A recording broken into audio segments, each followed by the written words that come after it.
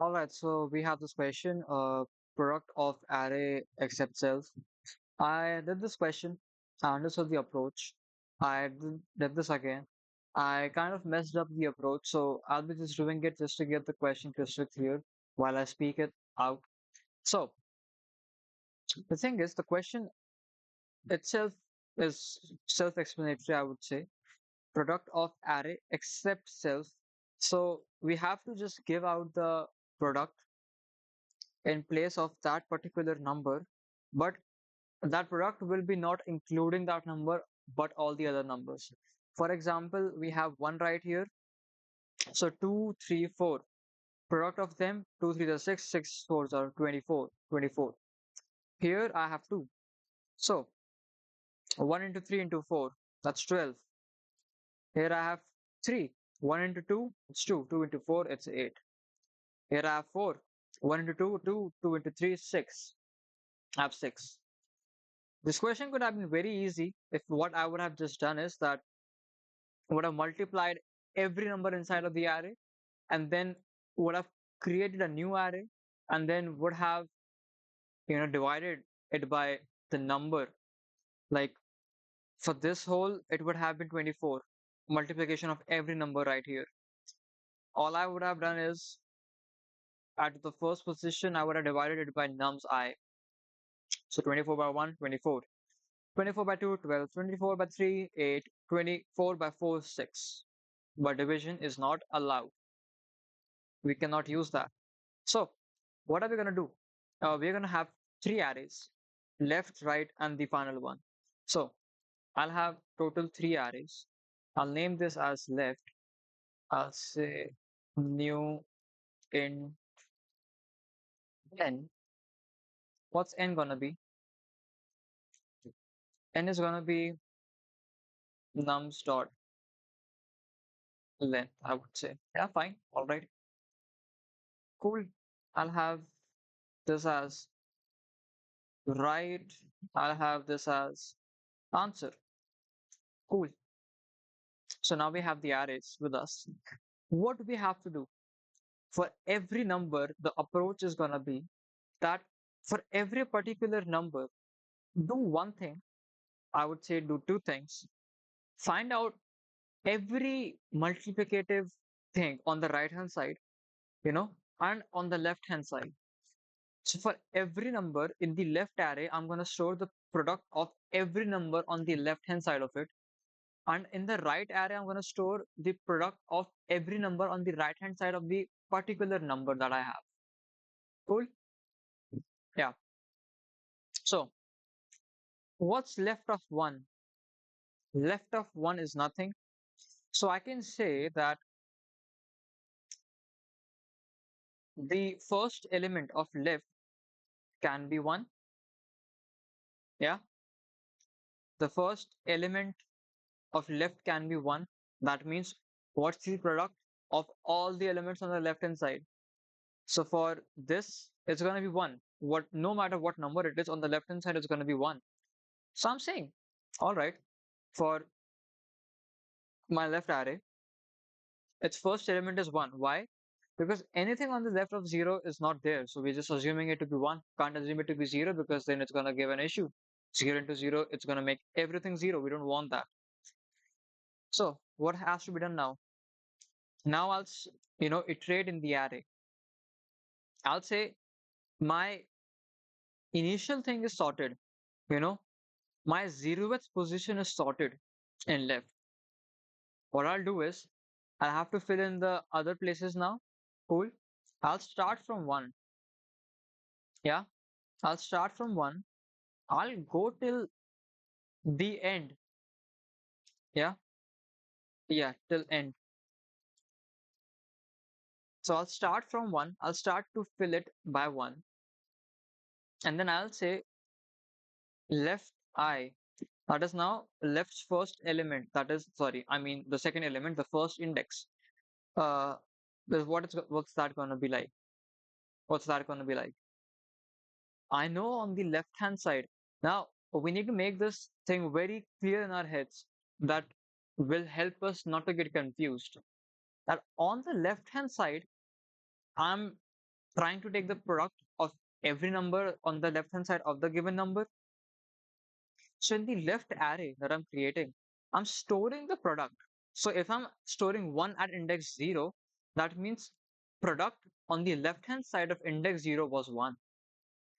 So I have to make this thing very clear in my head that on the left hand side, I'm only and only storing or taking the product, and the left array, the array left that I've created, at every index, I'm storing the product that was on the left hand side of that number of all the numbers present. So what is it gonna be for the first index now? Not the zeroth, but the first index of left. I'll have to say that whatever element I'll take, I'll have to multiply it with the product behind it. For example, if I'll take 3, what it is gonna be 2, 0, 1, 2. So in the left array, for the second index, what has to be the product on the left hand side of it, right? That is what I'm doing. So I'm saying, okay,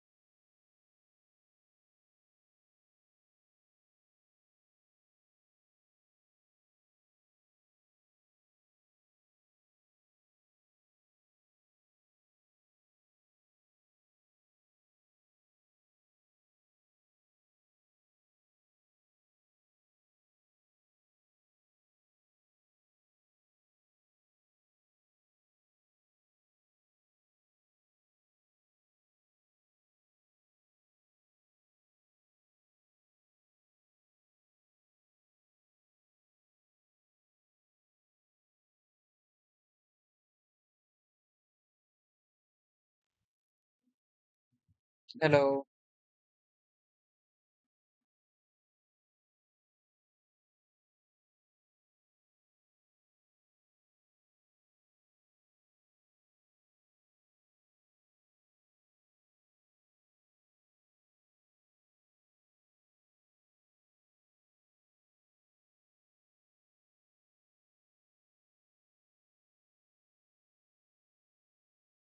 So the audio's messed up. So what I'm saying is that whatever I'm gonna have on the left hand side is something that is the product of the elements on the left. So yeah. So what I have to do is that I don't have to include the number. Yeah. So I'm saying that for this particular index, for index 2, do one thing. Yeah. Do one thing. For this index 2, I need something. I need the product of the elements on the left hand side.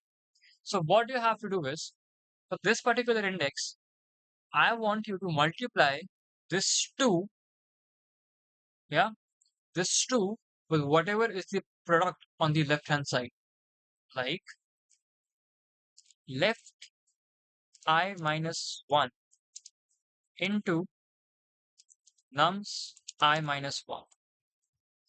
So what I did is I said multiply multiply this 2 I minus 1.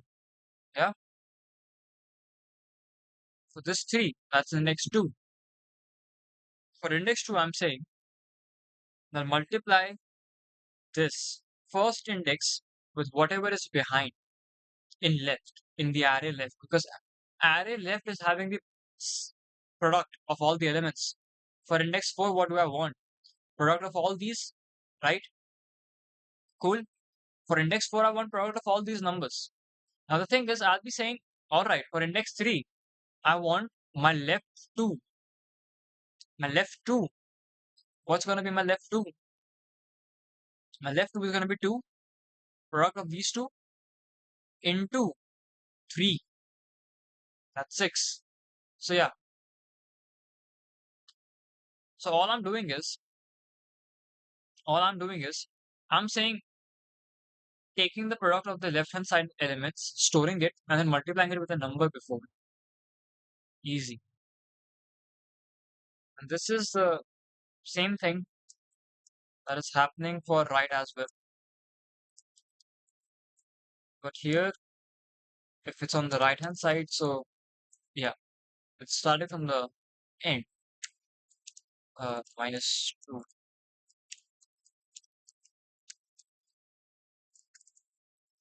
Yeah,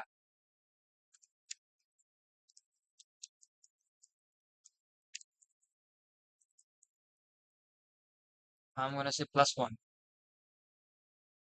Why do I say plus 1? Because I want n minus 1. Plus 1. I say plus 1. Cool. Now, all I have to do is I have to say that for int I equals 0, I less than n, I plus plus. What's this gonna do? Here I'm gonna mess up with the answer. Yeah, my answer array. I'm gonna say answer I is gonna be left I into right I. Return answer. Cool. Code works. Yeah. So same thing is happening for right as well. Yeah. I'm saying I'm storing everything on the right hand side. Product of every element on the right hand side. I'm saying for 4 it's 1 because there's nothing on the right hand side of 4. I'm saying for 4 it's 1. Then I'm saying that cool. Now I know on the right hand side the product is 1. And now I want to know for 3. What's on the right hand side of 3? But not including 3. So I won't be including 3. I'm going to say n minus, like I minus 1. If I'm on index 3, I don't want to include it. I'm going to say I minus 1. Then I'm going to say I plus 1. So it's going to reach here. So 4 is going to get multiplied with whatever was the product on the right hand side. That was 1. I'll get 4 into 1. That's 4. I'll move right here for 2. Yeah. Now I don't need 2. So what's the product on the right hand side of 2? It's going to be 3. 3 into whatever was on the right hand side. Yeah. Whatever was on the right hand side. So its last element of the right array was 1. Second last element was like the second index. Yeah, was 4. So till now, what's all on the right hand side of 2? This whole thing is on the right hand side of 2. But we haven't computed the product with 3 taken into consideration. All we have computed the product is by taking 4 into consideration. So we'll multiply it by 3. So now I know that on the right hand side of 2, I have 3 into something that was already on the right hand side of 2, right? That's it. That's the question.